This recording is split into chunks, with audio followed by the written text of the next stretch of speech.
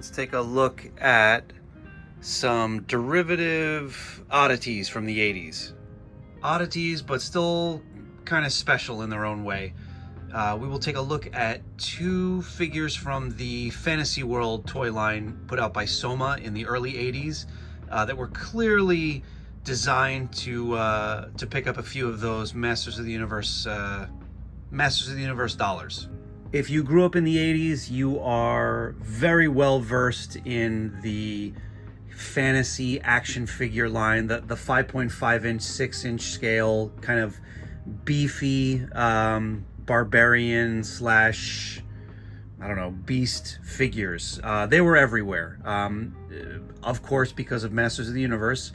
And if you collected Motu stuff back in the day, or if family members who knew you liked He-Man and figures like that, but happened to pass through a Mapes 5 and Dime store or something like that, you probably have some exposure to some of the other lines that were clearly taking notes from Motu and Mattel.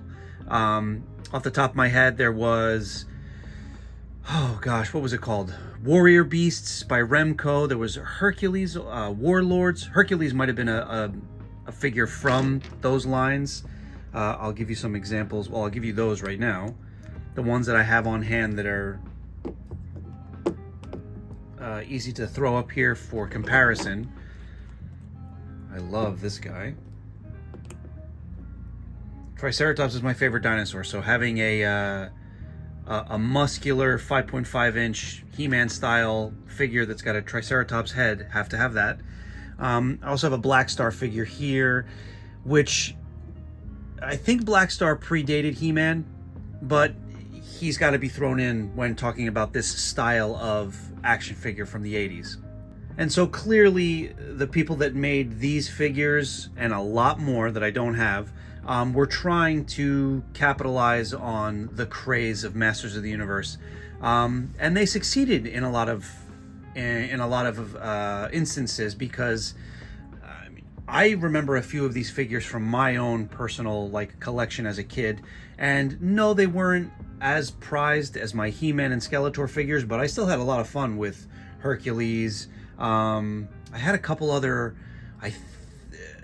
figures that looked like this, but I think they were wrestling figures. I think they might have also been put out by Soma. I don't know. But anyway, let's talk a little bit about Fantasy World and the two kind of random figures that I just picked up. I'm speaking only for myself a little bit right now, but I picked these up because I'm interested in this style of action figure as from a collector standpoint, and like a kind of a pop culture enthusiast from the 80s. Fantasy World figures intrigue me because I just learned that these guys existed maybe a couple months ago. I've never had them. I've never come across these when I was a kid either. I've seen things like them, but never exactly these. And I'm happy they exist. I mean, they all the charm that comes along with this type of action figure, it's here in this line as well. They're not as well made as He-Man figures or even some of the Remco figures, but they have personality, and I'm happy I've got another line to collect for. The other cool thing is that this line has, I think, total 8 figures, and even though these are stripped down figures, most of them come with a shield and a weapon. To complete the line, if you're interested in this kind of stuff, is not going to break the bank. You can pick up these 8 figures in a lot or one by one, and it's nothing compared to what you would be spending if you're a Masters of the Universe collector per se.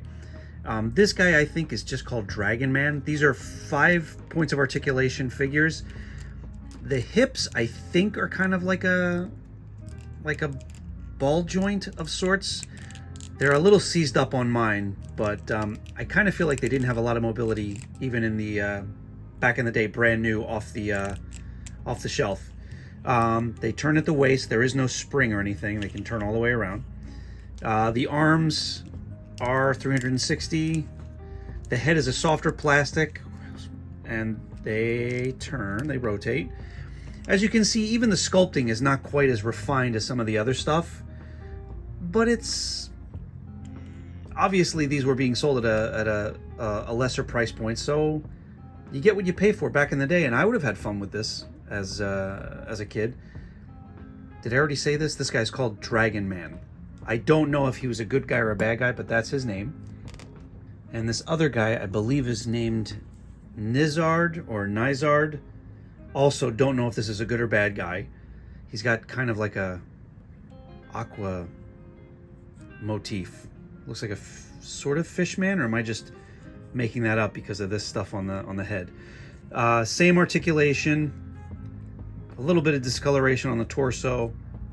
But again, these are, especially bare bones, like stripped down like this, these are not expensive figures. If you're a vintage toy collector, Soma Fantasy World doesn't break the bank. And as a collector who spends too much on this stuff as it is, that's saying something. If you come across a line that's affordable and piques your interest, it's kind of a fun thing.